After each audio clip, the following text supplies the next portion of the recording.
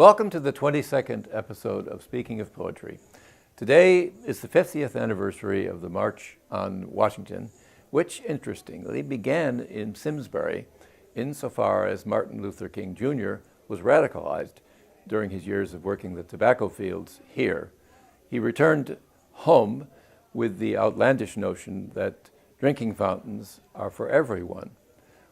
The King's dream of a world in which conflict might no longer exist is very much the dream of today's guest, Nan Meneely. I am Rennie McQuilkin, publisher of Antrim House Books, whose authors are featured in this series. I am truly delighted to be joined today by Nan Meneely.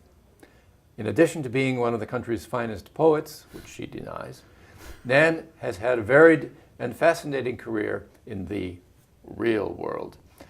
After graduating from Smith College and earning 2 master's degrees, she spent many years in education and in training community and school teams in drug abuse prevention, all of which led in an interesting way to a 20-year career with the Federal Emergency Management Agency in Washington, appropriately enough, where she worked first in emergency management training and then directly in support of response and recovery operations.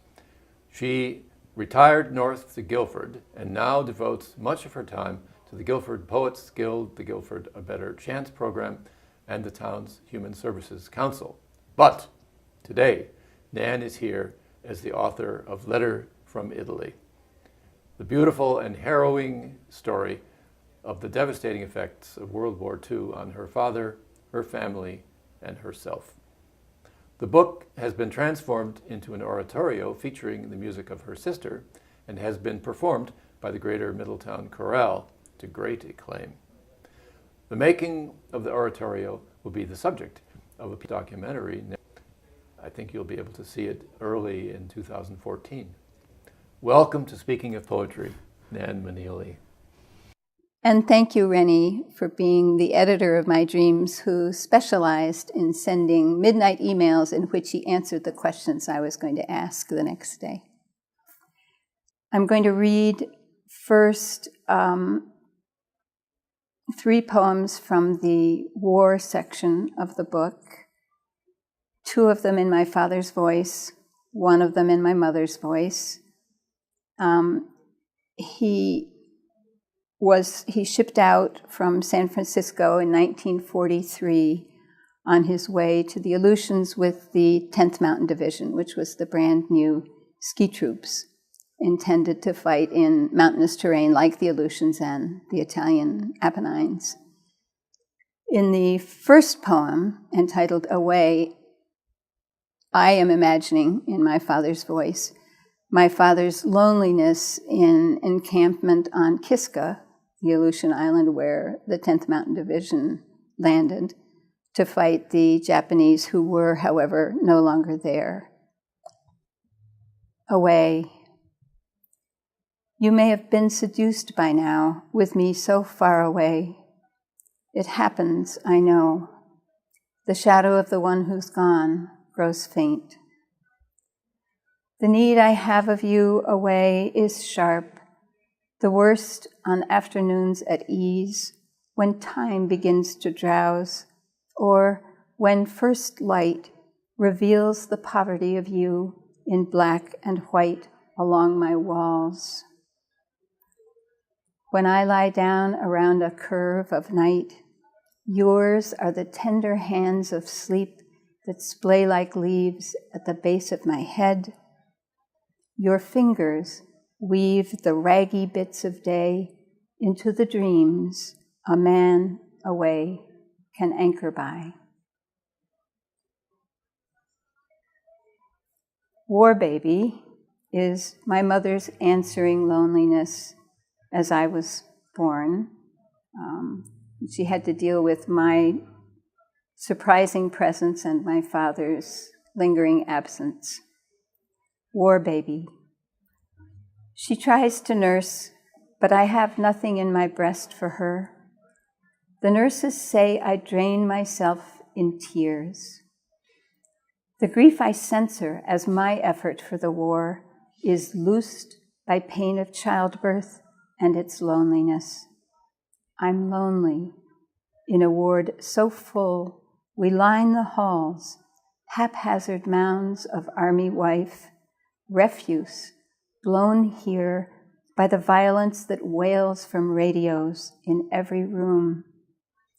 I am its prisoner, listening helpless for the number dead and searching for a soldier in an infant's face.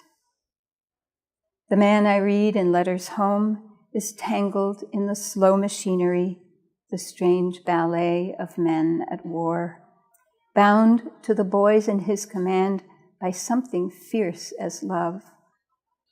I fight the feeling I have been betrayed. I am alone. My soldier and my child inhabit places I can't understand. Like him, she's tied to me by need I can't fulfill. My body grudges her, and when she suckles, nothing comes. She knots, a fist I hold against myself, remembering that both of them have traveled me and left me here without. The third poem from this section, The War, is in my father's voice. It's the result of my having read all of his letters home to my mother from Italy.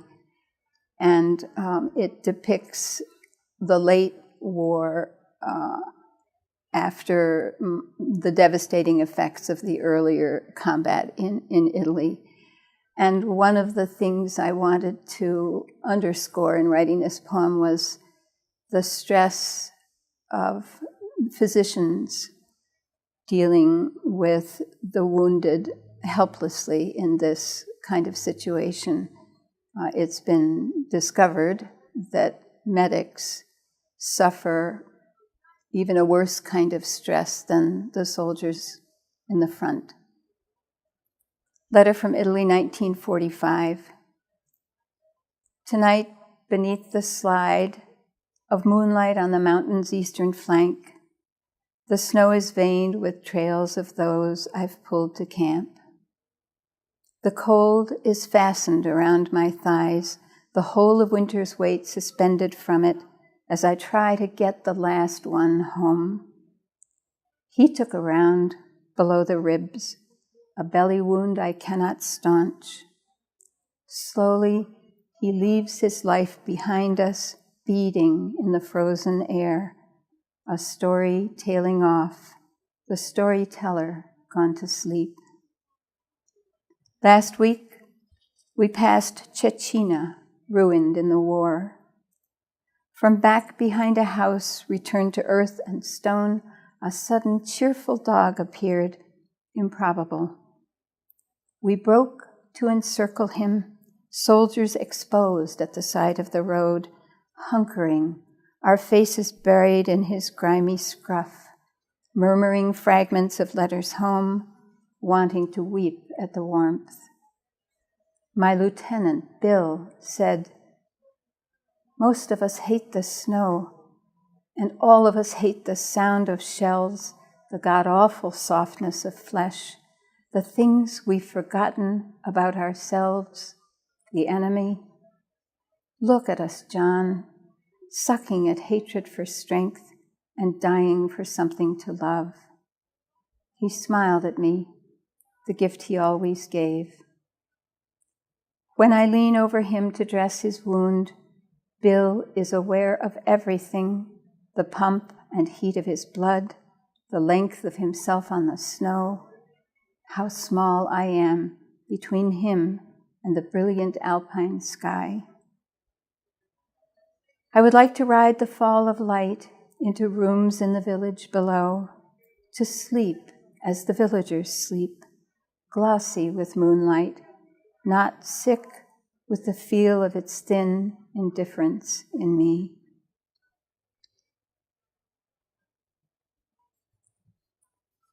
The second section, Home from the War, is the happiest section of the book.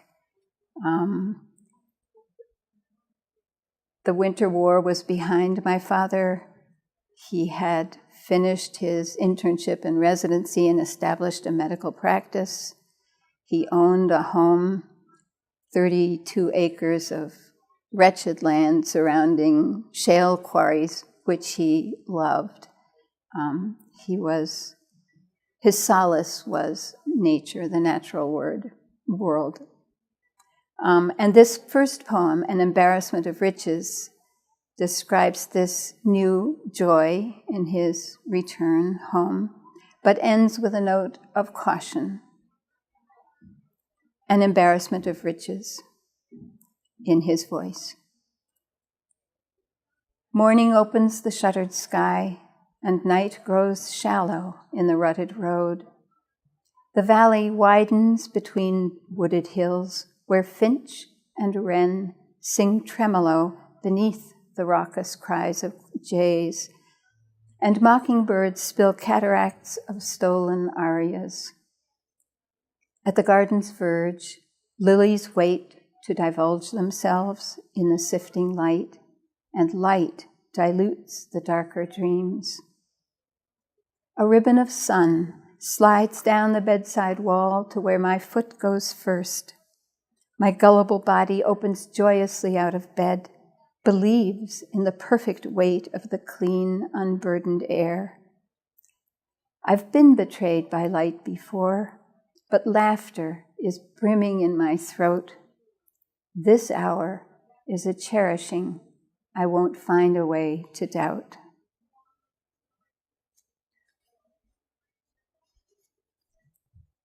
When Dad came back from the war, he wanted to share with all of us, my mother and me and my two sisters, everything that he loved.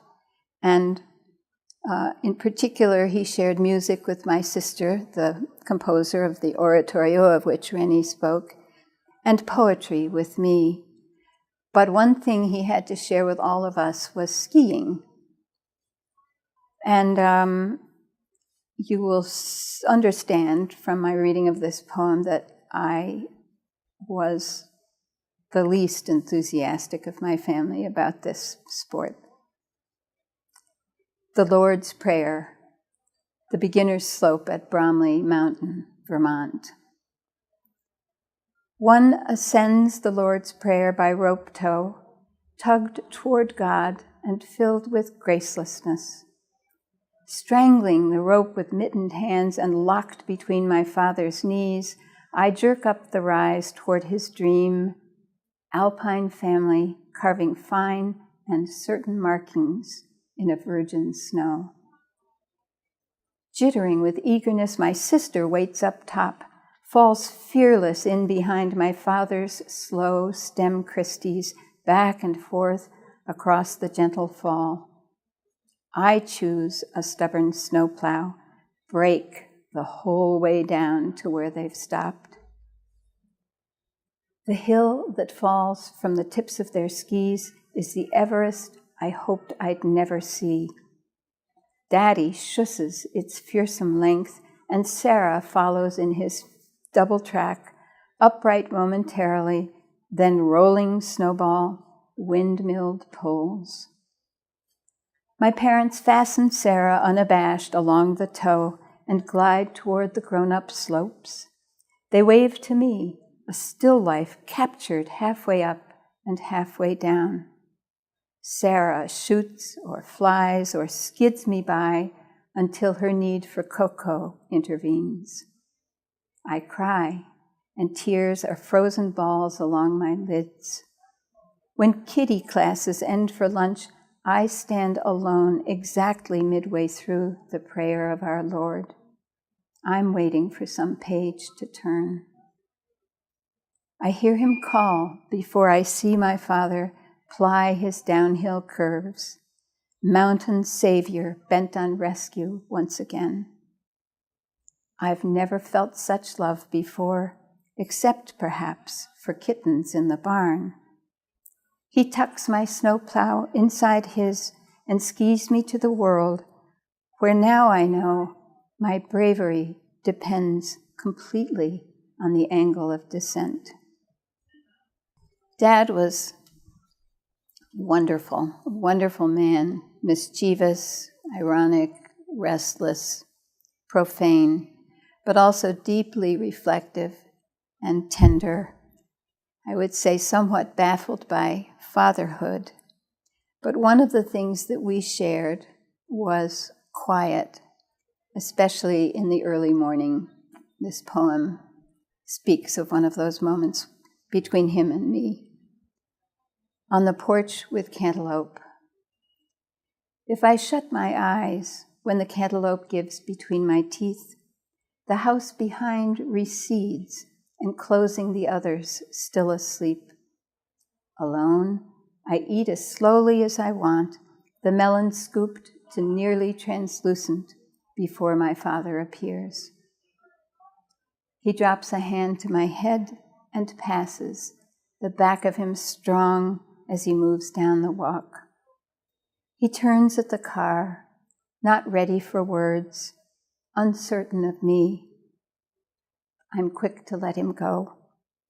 He taught me this fragile time of day, this hour before the heat begins and insects start their funeral song. All the same, I'd like to prolong the time with the fruit and my father's touch before the quiet settles back, emptier than before. This begins the section depicting my father's slow defeat in his struggle for normalcy, his breakdown, my parents' fraying relationship. And much of this next series is the imagining of this knuckle girl.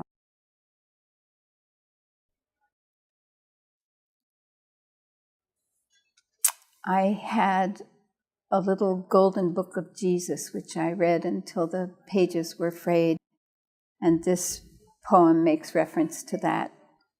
It's in my voice, partly imagined, but also true. It's called A Casualty of War. To something I asked as he put us to bed, my father said, "God only knows." Of this God I knew little.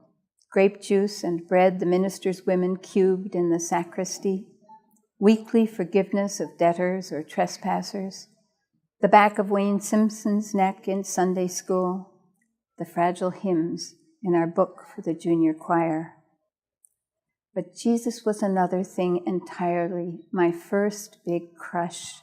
It broke my heart, the wave in his hair, his sad blue eyes, the graceful hand that reached to bless the radiant meek, or, better still, swept tables off their feet when he was mad. I couldn't bear the weight of his cross. For me, no resurrection dulled the thorns in my little golden book. I draped clean sheets around my neck and over my arms, held myself like a bird in flight, and wept as the mirror gave only myself. But I couldn't envision this Our Father people looked for in the clouds. I asked my own as he turned out the light, "Who is God?" And he stopped at the door and sighed without looking back. Much later, I knew that sigh was the offspring of alpine gales, months of the Willowa's moan, and hundreds of soldiers' last breaths. I believed him that night when he said, as he studied his slippered feet, "There once was a God, but he died." This next poem, Cold Comfort, is fully imagined by me, and it refers back to the soldier who died in my father's care in the Italian mountains, Bill Floyd. Cold Comfort. We've emptied out the songbird seed, hung racks of suet for the jays and flickers who will risk the scouring of our hilltop wind, the sting of snow blown hard before it falls. The sheep are in, and snowdrift fences back the draggling vegetables my garden bore too late. The bin below the fireplace is tight with lengths of maple and oak. Fresh split, they fill the rooms with redolence of winter brought indoors.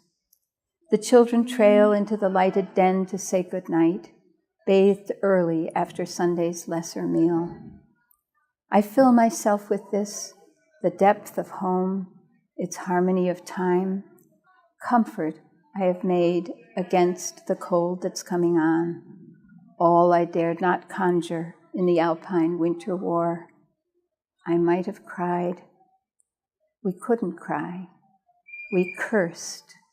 We turned the Germans into uniforms and helmets, made them devil's work. We turned our longing into dirty jokes. We laughed. But Billy, when you died the week before the enemy laid down its arms in Italy, I sent you off with love I'll never have again to give. In that hollowing I shelter you, contained beneath a burgeoning of happiness I cannot let you test. Pleasure in the duties of an ordinary day, safety of the soft old hills that cup my farm, reunion with a family I saw at first as velvety and strange. But nights like this one, 3 drinks on, the place where I enclose you fails.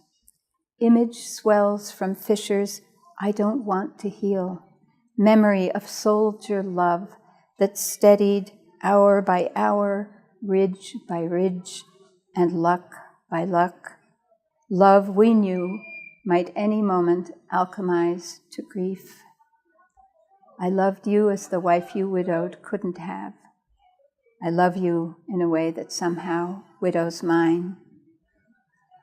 We reached the last section of the book, War's End, and begin with a poem which is in my mother's voice, which shows that her worry was deepening as time went on.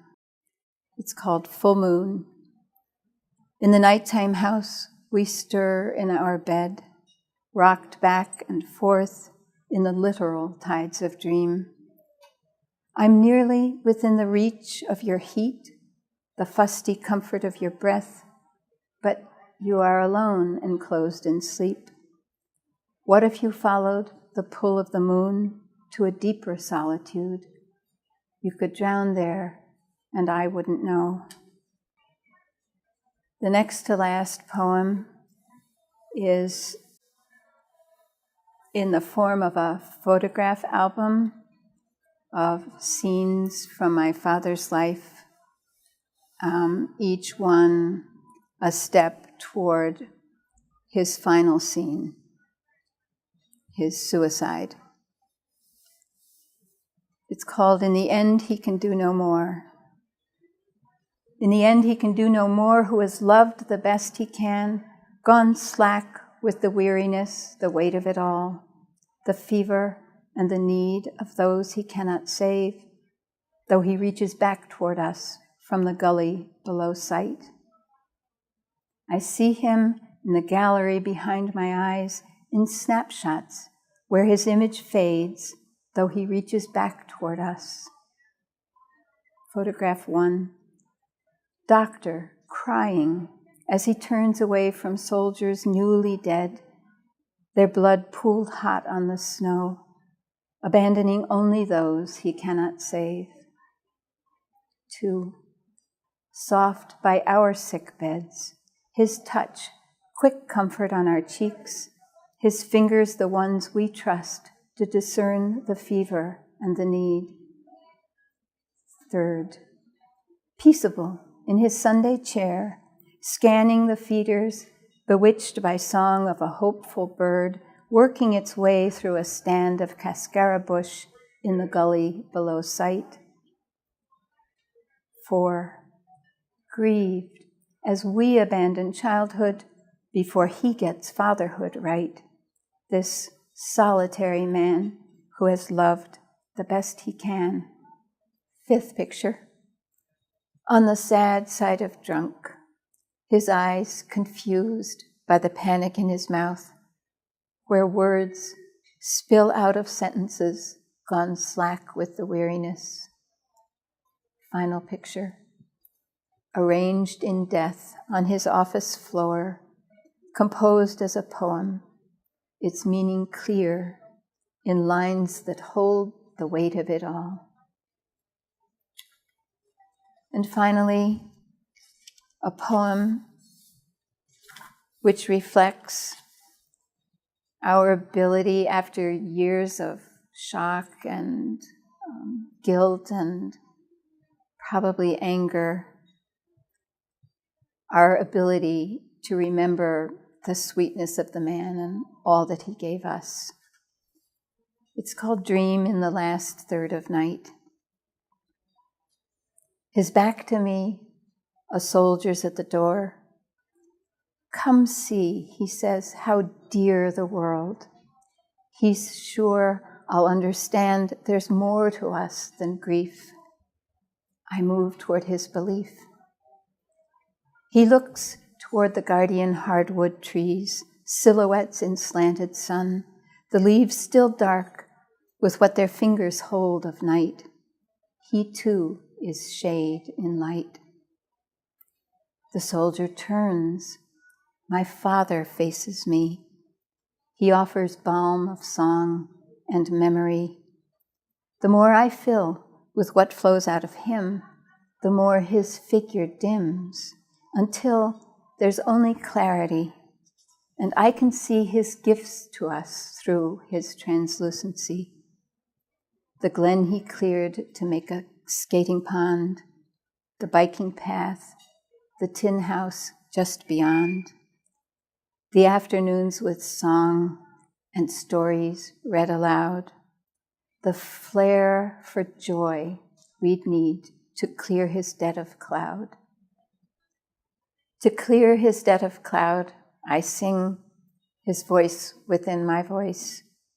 I see his vision part of mine, the once and always choice, to lose or keep his legacy, and keeping it, to find I'll always have the leaf and bird, the woods, the music, and the word, the best a wounded man who loved could leave for those behind. Thank you, Rennie. Thanks, Nan. We've been through a powerful, in many ways, harrowing experience, and yet in it are moments of great beauty, not just those wonderful moments when your father was just back from war and was enjoying his new home and his children and his wife, but the language of your poems, phrases such as "my gullible body," referring to your father's body's belief that despite any memories that might be lurking in him, the world was beautiful, the morning was beautiful. That gorgeous ending in which he makes a visionary return to his family, to you. Thank you for all of that powerful experience and beautiful experience. And thanks also to Ken Picard and Karen Hanville, who make this program possible. If you would like to learn more about Nan Meneely and her work, please visit the Antrim House website, antrimhousebooks.com, and you may be interested in other poets that you will find there. Do come back another month to join us for the 23rd episode in Speaking of Poetry.